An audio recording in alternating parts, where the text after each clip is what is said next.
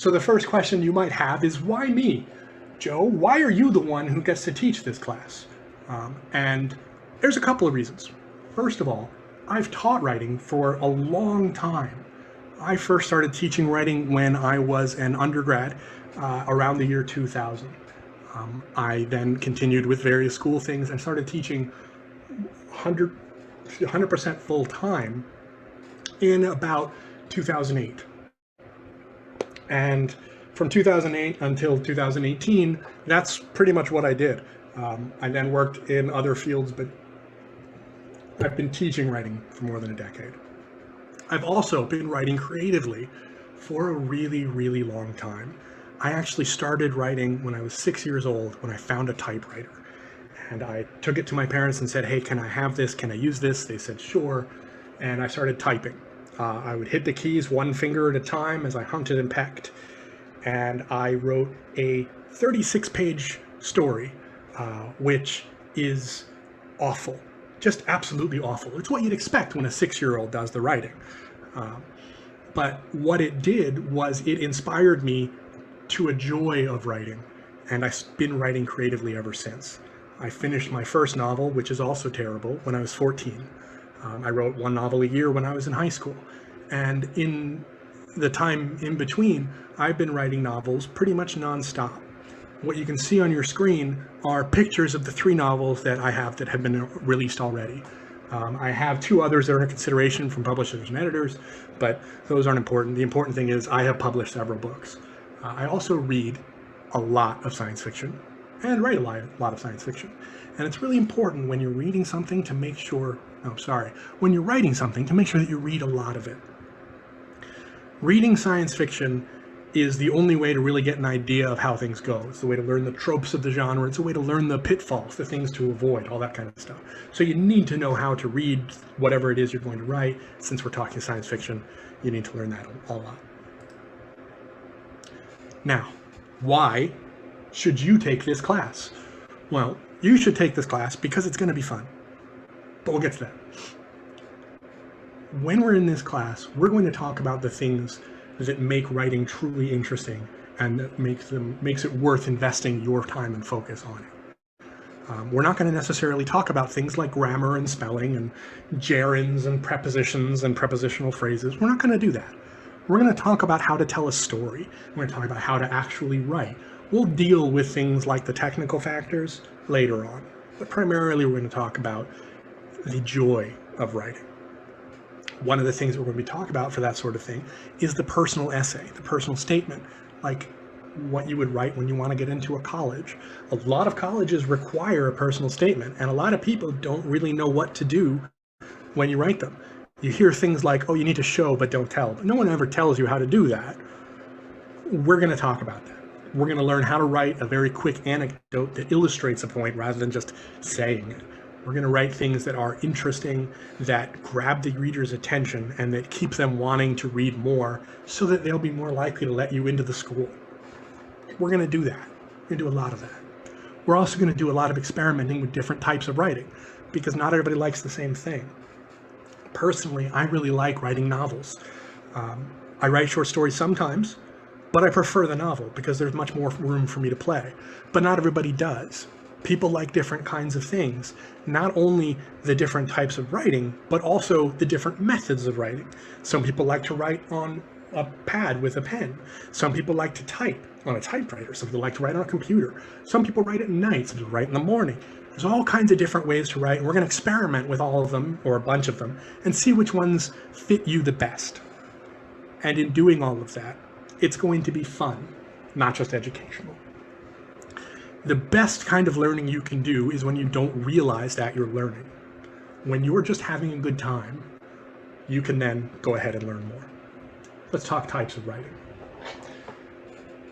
Essays, personal essays, arguments, that kind of thing. Definitely going to do that. Definitely going to talk about those things. There's also flash fiction. Flash fiction is fiction that is very short and can be read in a single sitting. Sometimes it's as long as 500, even 1,000 words long. That's about 5 pages. Sometimes it's really short. You can even do flash fiction in something as small as a tweet. You can do an entire story in a single tweet. Excuse me, in a single tweet. You may have heard the two-sentence horror stories. Those are flash fiction. We're also going to do short stories, which are several times longer than flash fiction. Usually have multiple scenes, has a character, has events, has conclusion, has whatever else it needs to have a full and complete story. We'll talk about novels, which are much more intricate and complex. We'll talk about subplots. We'll talk about chapter-long plots. We'll talk about overarching plots, foreshadowing, how to wrap things up at the end, when to know if you're finished, how to put in little clues, how to find those clues. All the different details that come up in writing a novel, we'll talk about them. We're not going to write one. We're just going to talk about one. Because if we wanted to write one, we could. There's National Novel Writing Month, that's November, where you write 50,000 words in 30 days. That's something that can definitely be done, and we can talk about that, but that's not what this class is.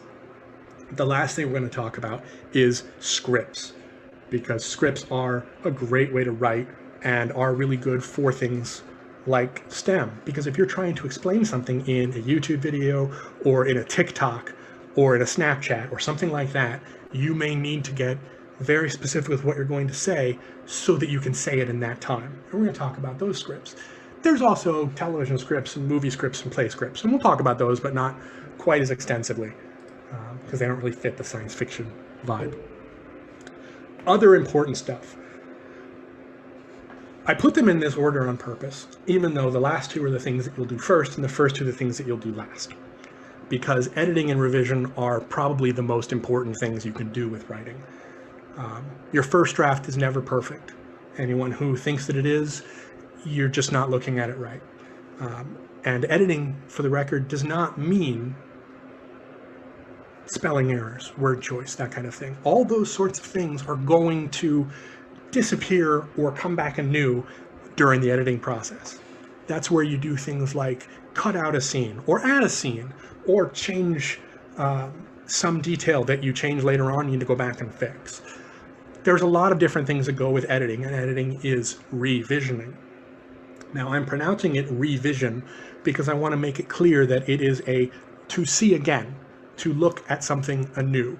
And a lot of the times that's what you have to do with your writing. You have to look at it and you have to say, okay, this is how I'm going to do this. The way I did it before doesn't quite work. I'm going to change things. It is possible that you'll write an entire story, go through the whole thing, and then at the very end say to yourself, wait a minute, this is where the story starts. And you end up throwing away everything beforehand, and that's okay. That's revision. The things you do ahead of time are outlining and brainstorming. Outlining is something where you go either scene by scene or chapter by chapter or however you want to do it to tell yourself what's going to happen in the story or the script or the novel or whatever. It's something that allows you to structure things simplistically in a way that tells you what to do. Also, so that you don't have to write things in order. If you have an outline and you sit down to write and you're inspired to write a scene that happens in chapter 8, but you've just started writing, with an outline, you can go write that scene in chapter 8 and then come back to it. Or if you're doing this with a paper, which is probably one of the best ways to do it, you can write the rebuttal argument before you write the introduction. You can write the conclusion last, or you could write it first. Totally up to you, but that works best if you outline it. And then the other thing is brainstorming. Brainstorming is how you come up with the idea, how you ask the what if question, because science fiction is all about the what if. What if there were aliens? What if there was the technology to upload our brains into robotic bodies? What if there was faster than light travel? What if vampires were real and were part of society? All of those things can be brainstormed about. And it's not just a matter of coming up with the idea. It's also a matter of, okay, where do you go from here? What does that mean? How does it affect things? Brainstorming is a hugely important part of the writing process. And we're going to talk about it. And we're going to make sure that we do it. So, what will you do in class? Talk. You're going to talk. I'm going to talk. I like the sound of my own voice. You may have noticed that. But I much prefer to have somebody else talking. I can lecture nonstop, no problem. That's not an issue. I just don't want to, because if I'm just lecturing to you, you're not going to enjoy that. Maybe some of it, because sometimes I can be a little bit funny, But for the most part, you're not really going to be able to get involved. And I want you to be involved in the class, and I want things to be personalized, and something that is really interesting. So you're going to talk about writing. You're going to talk about science fiction. You're going to talk about revision. You're going to talk about brainstorming. We're going to talk about a lot of different things. We're also going to practice. We're going to practice by writing and writing and writing as much as you're able to. Now, I'm saying able to, not just in the sense of literally how many words you can type over the course of an 8-week course. I mean as much as you are mentally able to. If you are able to sit down and write 5,000 words a day, that's fantastic. It's a much faster pace than I can maintain, but if you can, awesome. If, on the other hand, you can sit down and write 50 words a day, that's okay too. The more you write, the better you're going to get. The more experience you have, the more practice you have, the better, obviously. But I'm not going to grade you on that. That's too much. That's too prescriptive. And that's not good, which we'll get to in a little bit. We're also going to write outlines for novels and for scripts. Writing a script for TikTok or for YouTube is usually much easier than writing a play, movie, or TV. But we'll talk about how to outline all of them and what different methods, because there is no one right answer, what different methods there are to do it. You're also going to hand in a short story that you write.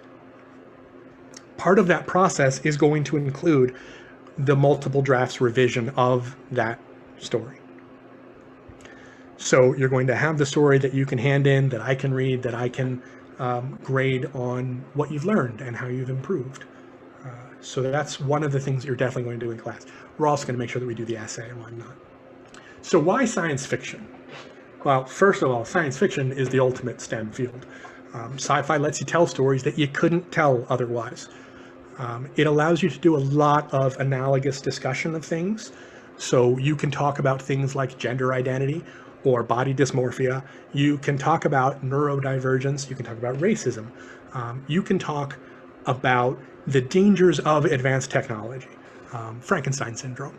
You can talk about the hopes for the future, or about the important political changes that need to be made in order to make the world more survivable and give us more long-term lifespan as a species. You can talk about anything you want. You can tell stories that you just could not tell in other genres. You know, there is no way in writing capital L literature that you can talk about what it's like to be the first group of people colonizing a planet in a distant star system. That's sci-fi written all over it. The other reason for science fiction, of course, is it's just fun. There's a lot of stuff that you can do, a lot of different things that you can try, a lot of what ifs that you can come up with, and it being fun is important. It's like I said before, if you're having fun, you're not going to notice that you're learning. You're going to be more involved, more engaged, and you're going to be more interested. And so science fiction gives us a great lens through which we can talk about creative writing and how it applies to STEM. And it also just gives us a great lens to have a good time, to learn things and enjoy it. Okay? All right. So maybe you've taken a creative writing class before, and if you have, maybe you have some problems with it. I know I usually do. I've taken a couple over the course of my life, and the major thing I've gotten out of them is to advise people not to take creative writing classes. I've known too many people who have been very interested in writing and then taken a writing class and lost the interest, and that's not good. So I tried to think to myself, well, if I'm going to teach creative writing, how do I do it right? What are the problems? One of the problems in creative writing classes, in my experience, is they're too restrictive. They tell you exactly how you need to write. So they tell you need to write in third person past tense, or that you need to write a short story with 6 different scenes, or that you need to make sure that you have a character who is someone that people can identify with if they are able-bodied. Whatever. Those restrictions just limit the amount of creativity you can have. That's not good. The next thing that's wrong with creative writing classes is that they don't respect genre writing. They want everything to be capital L literature and think that horror or fantasy or mystery, science fiction, that those things are just not real, quote unquote, writing. And they're wrong. Obviously, genre writing is writing. Writing is writing. And we're going to be talking exclusively about genre writing. So obviously that's not going to be our problem. Next problem is the proscriptive side of it. That's like the telling you how to write and when to write and where to write. And that's not a good thing either. If a creative writing class says, okay, now you have to write a poem about flowers, that's not all that interesting. But if somebody says, we're talking about haikus, so I want you to write a haiku about water or about your favorite fruit or something like that. We are not going to do haikus, by the way. But if you are given just open license to write about whatever you want and however you want, then the creativity gets to be more creative, which comes to our last problem of it takes the creativity out of creative writing. Writing requires creativity. You have to be able to try new things and to experiment and to expand. And so this class is not going to have any of these problems because we're going to be making creativity fun again. Part of that is we're going to experiment with things like TikTok and YouTube. We're also going to experiment with the subgenres. There are a lot of them, but I can go through a couple of them. Cyberpunk is usually science fiction that's set in a world that is anywhere from 50 to 100 years in the future, where corporations have taken over and are governments unto themselves. And everybody lives at the mercy and whim of those corporations. Cyberpunk is generally about the people who don't want to live in that world and who want to change things and who therefore are fighting against the dangers and oppression of taking capitalism too far. There's a lot, as you might be able to tell, that you can talk about with that. It's also the science fiction version of the American mystery. So in Cyberpunk, you see a lot of the hard-boiled detective style and trope, and that's totally cool. That's something fun to do. So that's Cyberpunk. Space opera is science fiction that takes place in space, either because the space is the important part of it, or that's just where you decided to set things.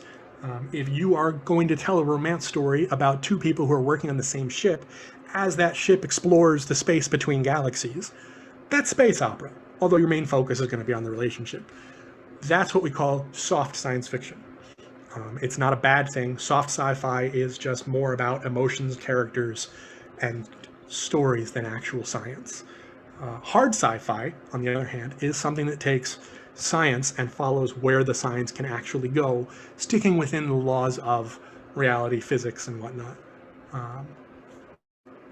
So a lot of the science fiction where, for example, there is not faster than light travel is hard sci-fi, because they've taken the ideas of relativity and just gone with that and seen that relativity can make things go further and have the time dilation. So you have things like Orson Scott Card's series where about 4,000 years pass while the main character is traveling from one place to another, because the time dilation makes it so it's only a couple of days for him, but a century or more for the other people. That's more hard sci-fi, but still space opera.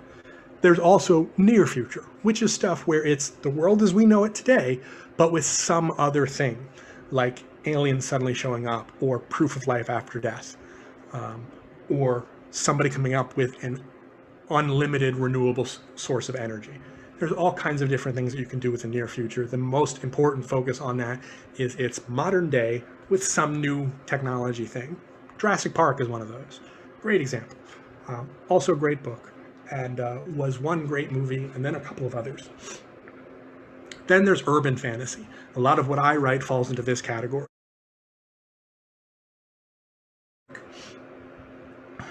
So, rhetoric, what is that? Rhetoric is the study of the available means of persuasion. Pretty simple. Said by this guy here, Aristotle, in ancient Greece, about 2,500 years ago. But what does that mean? The available means and methods of persuasion is just how you convince people about things, which means rhetoric is about convincing people. So the places you use rhetoric: arguments, essays, even just opinion pieces, conversations. If you're just talking to somebody and trying to decide what movie you want to go to, that's rhetoric. communication of really any kind. If nothing else, you're trying to persuade people to listen to what you have to say. So it's all over the place.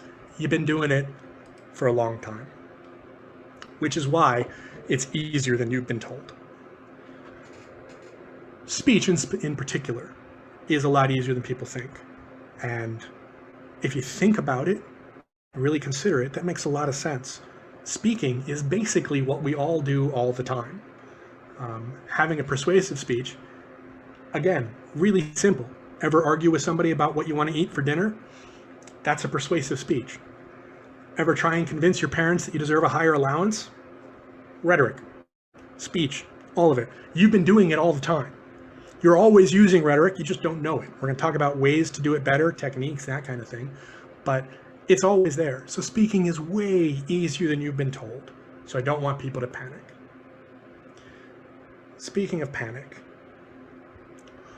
when you need to speak in front of a crowd, a lot of people are very scared. It's sometimes said that most people, when they consider a funeral, would rather be in the casket than giving the eulogy, because there are more people afraid of public speaking than there are of death. I understand that. I understand that a lot of times people will take a class like this so that they can try and get over that. Hang on, I'm going to go back because I want to keep talking about this.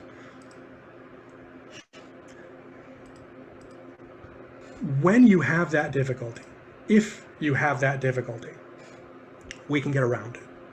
If you're really scared about talking in front of the class, good news is you don't have to. It's a computer. You can just talk in front of the computer. But if the worry is people watching you, you can turn off your camera.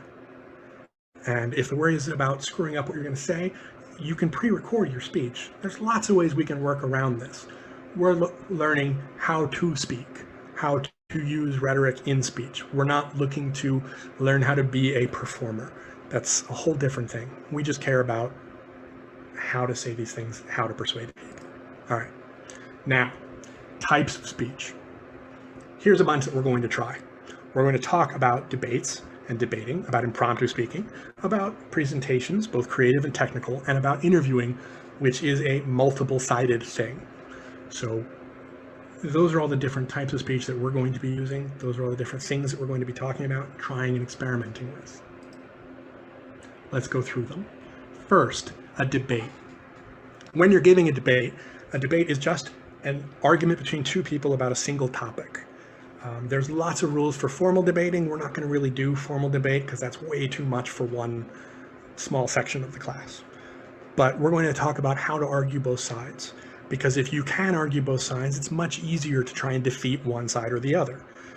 So we're going to try all of that, those things, in order to make you better at arguing.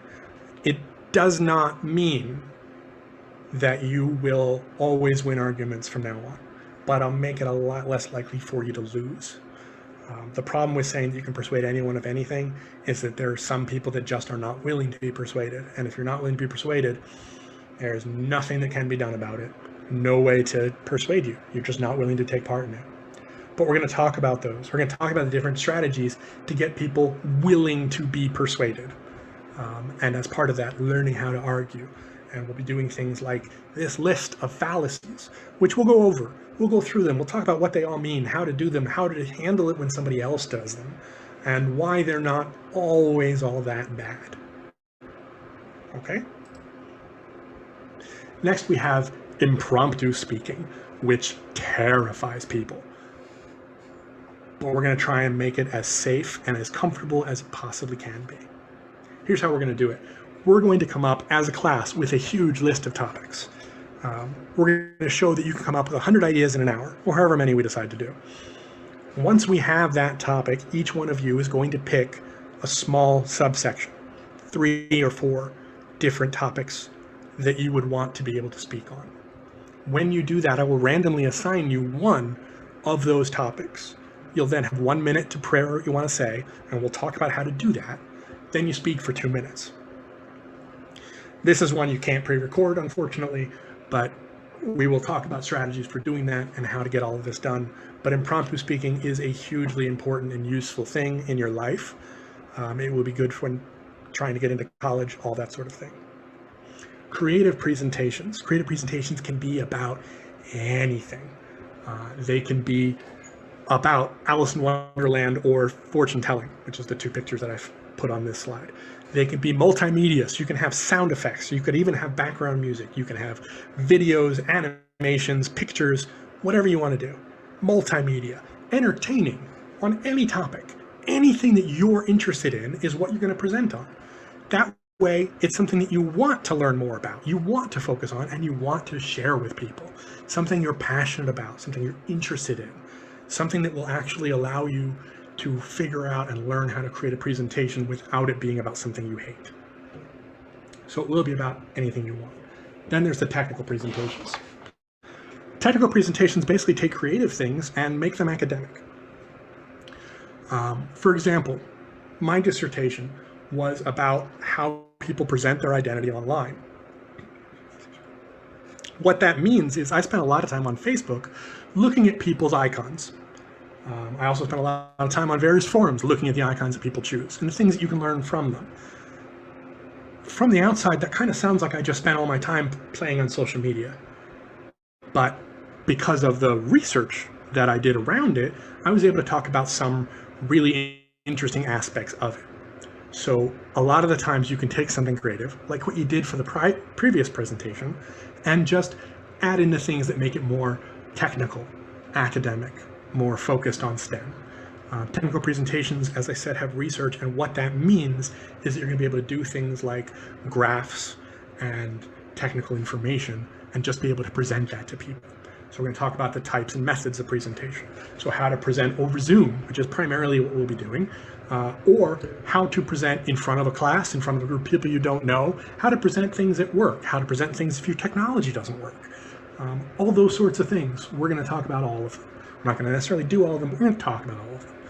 We are going to talk about much more technical topics, things that are relevant in the STEM field, so that you can give me actual research and information and set up either visual representations of things or just a way to explain it to me.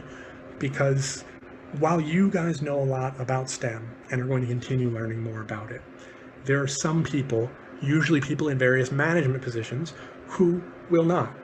They won't know any of what you're talking about. And if you use the technical words, they're going to be completely lost. So you need to learn how to talk about these technical topics in a way that everyone can understand without dumbing it down or speaking down to somebody. You're basically just going to figure out how to say things in a way that everyone can understand. And that's a really important thing. Interviews. There's a lot about interviews that need to be talked about. When you're doing an interview, either for a job or for a college admission, you have certain things that you want to make sure that you say, things that you want to make sure not to say. But we're also going to talk about turning the tables and making it so that you're interviewing them as much or more than they're interviewing you. Part of that is seizing the initiative and taking control of the conversation. We'll talk about how to do that too. And what those sorts of things do. We'll talk about all kinds of tips and tricks that will convince other people to want to be with you, to want you as part of their organization or their school or what have you. So we're going to talk about ways to basically play with and trick people, and that's the rhetoric. And trick people in a kind of broad sense. Persuade is probably much more accurate. We're also going to talk about interviews where you are interviewing somebody for information, where you ask them questions and then they answer them for you. And you need to know how to ask the right kinds of questions. Don't ask questions that just have a yes or no answer, for example. We'll talk about that, how to lead the interview in ways that you want and how to keep control. Because there is another way that we can look at these interviews, and that's from the other direction. Imagine that you are the one giving the interview. Maybe you have to look at someone's resume and decide whether or not you'd want to hire them. We're going to talk about that, which also means we're going to talk about a little bit how to write a resume, what it is about resumes that draw people's attention. You're going to learn how to evaluate people before you even start asking questions. There are some studies that show 60 to 70% of a job interview is already over by the time you sit down. And that's hugely important.